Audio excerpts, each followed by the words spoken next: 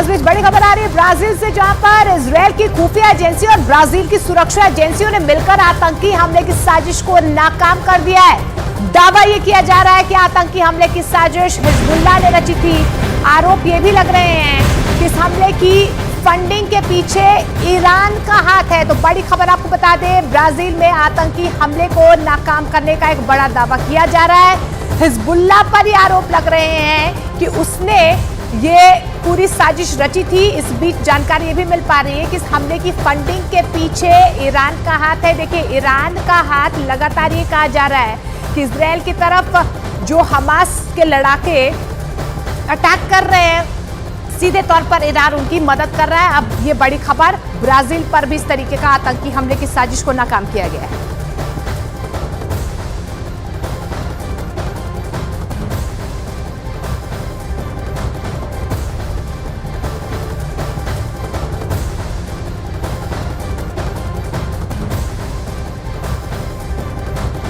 और इजरायली सेना ने आनंद फानंद में ऐलान कर दिया है कि उस 7 अक्टूबर वाले हमले के असली मास्टरमाइंड के टॉप कमांडर यहया सिनवार को गाजा की सुरंगों में घेर लिया है। लेकिन हमास को इससे ज्यादा फर्क नहीं पड़ रहा है। हमास के दूसरे लीडर भी कैमरे के सामने जिस तरह से कॉन्फिडेंट नजर आ रहे हैं, उससे देखकर हैरानी भी हो रही है। सवाल है कि गाजा में ऐसा क्या है जिसकी वजह से हमास को यह लग रहा है कि इजरायल की सेना उसे हरा नहीं पाएगी। आपको एक रिपोर्ट दिखाते हैं, पूरी पिक्चर क्लियर हो जाए। 14,000 अड्डे तबाह, हमास को हराना नामुमकिन। 24 घंटे में 450 से ज्यादा हमले उत्तरी गाजा में इजराइल कर चुका है। एक आंकड़े के मुताबिक हर घंटे गाजा में 15 लोग इजरायली हमले में मारे जा रहे हैं। यहां तक कि हर घंटे में 12 से ज्यादा इमारतें इजराइल के हवाई हमलों में तबाह हो रही हैं। पहले आप ये देख लीजिए इजराइल की सेना हमास के सफाई पर क्या क्या ऐलान कर रही है और हमास क्यों कह रहा है कि इजराइल हमास से गाजा में जंग नहीं जीत पाएगा। हमास के साथ जारी जंग के बीच इजरायली सेना को बड़ी कामयाबी हाथ लगी है। सेना ने 7 अक्टूबर को इजराइल पर मिसाइलों की बरसात करने वाले मास्टरमाइंड को मार गिराया है। इस बात की जानकारी खुद इजरायली सेना ने दी है। इजराइल डिफेंस फोर्सेस का दावा है कि उसने हमास के कमांडर मोहसिन अबू जिना को मार गिराया है। आईडीएफ के मुताबिक मोहसिन अबू जिना हमास के इंटेलिजेंस और वेपन डिपार्टमेंट का हेड था। इजरायली सेना ने दावा किया है कि उसने अबू जिना को मार गिराया है।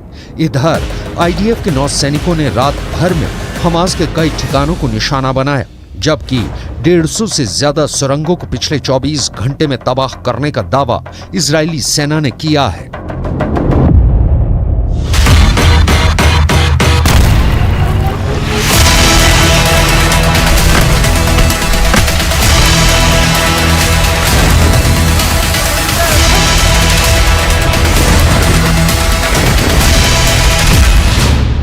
घिर गया कमांडर यहया सिनवार।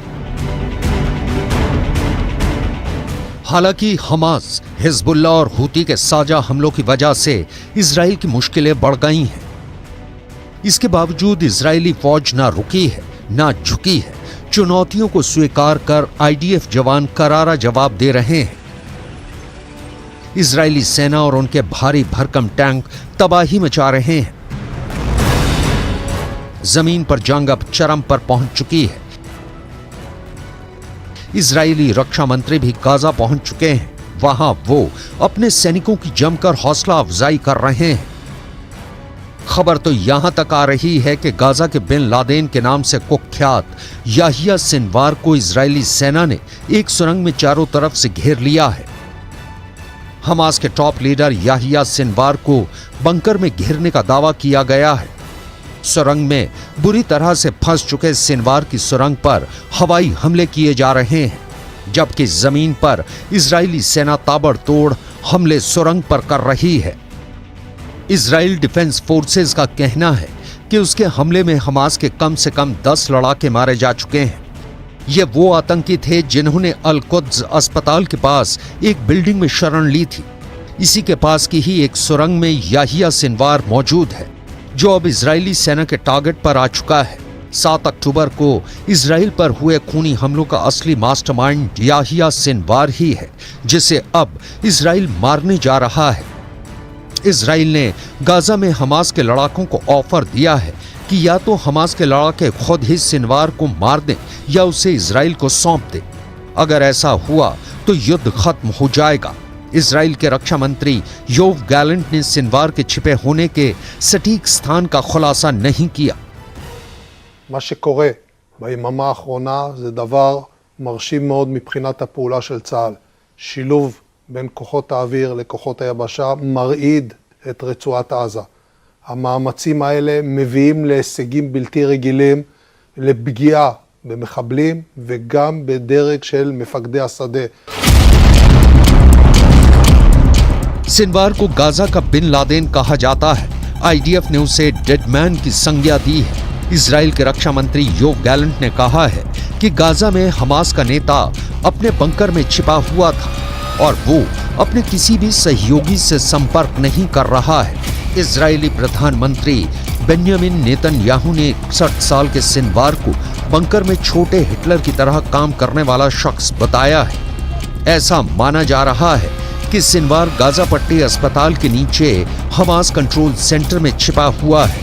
आईडीएफ के प्रवक्ता लेफ्टिनेंट कर्नल रिचर्ड हेचट ने हमास के अत्याचारों में उनकी भूमिका के लिए सिनवार की तुलना अल-कायदा नेता ओसामा बिन लादेन से की है। מודיעין, אוויר, ים ועם שירות הביטחון הכללי. לנגד עינינו כל העת החטופים שמוחזקים בשבי החמאס. इजराइल का काल बना सन्स ऑफ अबू जंदल।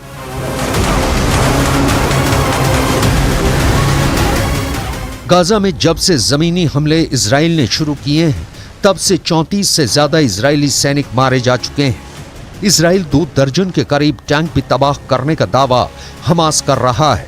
हमास के साथ हिजबुल्ला और हूथी के लड़ाके ही जंग नहीं कर रहे हैं, बल्कि अब तो सन्स ऑफ अबू जंदल के लड़ाके इजराइल के खिलाफ जंग में कूद पड़े हैं। सन्स ऑफ अबू जंदल लड़ाके फिलिस्तीन के राष्ट्रपति महमूद अब्बास से इसलिए बेहद नाराज हैं क्योंकि फिलिस्तीन के राष्ट्रपति ने जंग के 30 दिन बाद भी इजराइल के खिलाफ युद्ध का ऐलान नहीं किया है। अब फिलिस्तीन के राष्ट्रपति महमूद अब्बास को सिर्फ 24 घंटे का वक्त दिया गया है। या तो इजराइल के खिलाफ युद्ध करो या फिर अपनी मौत का इंतजार करो। आप इस वीडियो को देखिए जहां फिलिस्तीनी प्रेसिडेंट महमूद अब्बास के काफिले पर आतंकी हमले का दावा किया गया है। इस हमले में राष्ट्रपति महमूद अब्बास का एक बॉडीगार्ड मारा गया है। मीडिया रिपोर्ट्स के मुताबिक हमला वेस्ट बैंक में हुआ।